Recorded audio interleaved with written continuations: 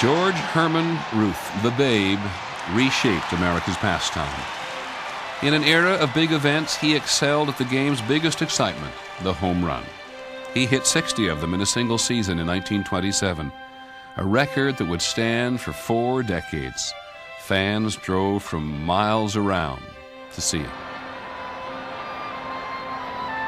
We used to get in a truck, 7 of us, put hay in the truck and just sit on it. And in 3.5 hours, we were from Scranton to the Yankee Stadium. It was 35 cents to see the Babe, Lou Gehrig, all the Yankee players. Babe Ruth was a hero. Lou Gehrig was always my hero.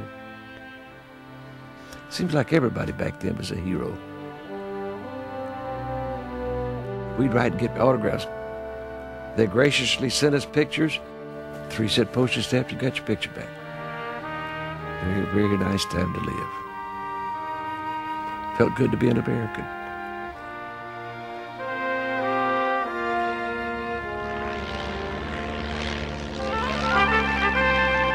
The public's fascination with flying in the 1920s seemed fitting for a time when even gravity couldn't hold down progress, and when every boundary seemed just waiting to be broken.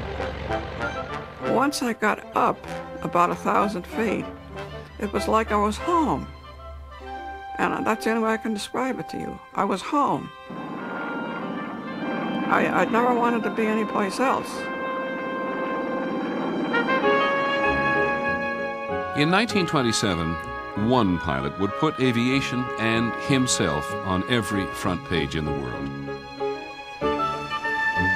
On a misty May morning outside New York City, a plane called the Spirit of St. Louis was ready to take off for Paris. No one had ever flown solo across the Atlantic before. 6 others had tried, failed, and died. Ready to take the chance this time was Charles Lindbergh, the 6'2" son of a former congressman from Minnesota. Thousands of people came to watch him take off.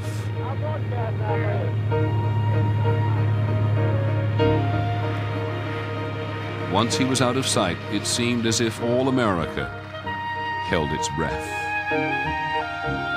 In Yankee Stadium, they had 3 minutes of silence, praying for him. Everybody in the country was praying for him.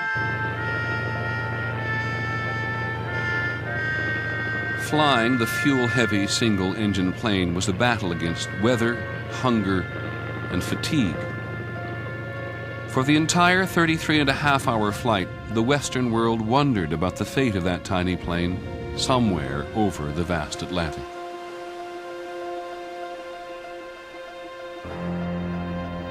It was a Saturday night. They hadn't heard from him for a long time. And I was walking up 125th Street and someone shouted, "They found him."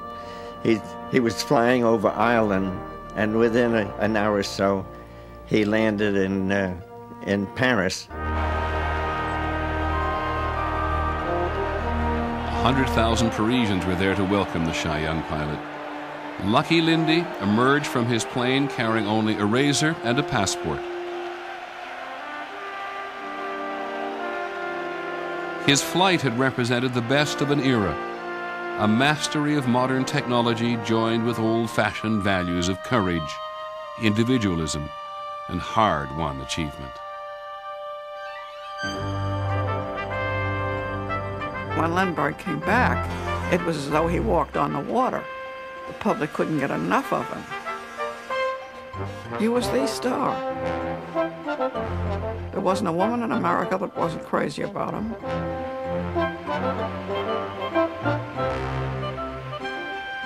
He was a hero. He was a nice guy. He was new. He was young. He was, he was kind of gawky, but that was what they wanted.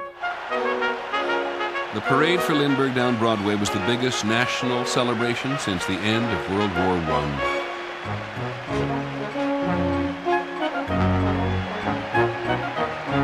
Everybody became Lindbergh. They became the person that he was and represented. It was great. It made a big impression on me. It was very exciting for all of us. because we realized that a young man could do great things.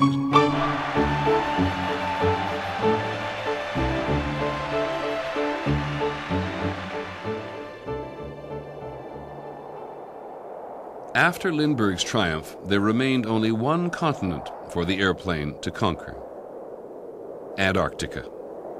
The frozen and forbidding landscape at the bottom of the world was the boundary one of the century's great explorers, Admiral Richard Byrd, set out to break. His goal was to fly over the South Pole. His expedition was flooded with young and eager volunteers, all of them wanting to be heroes. Admiral Byrd was going to select, I forget how many Boy Scouts to go to the pole. Now, I was about 12 at the time, and I was nominated as one of the guys to go. Now, this was a big thing. It was in all the papers.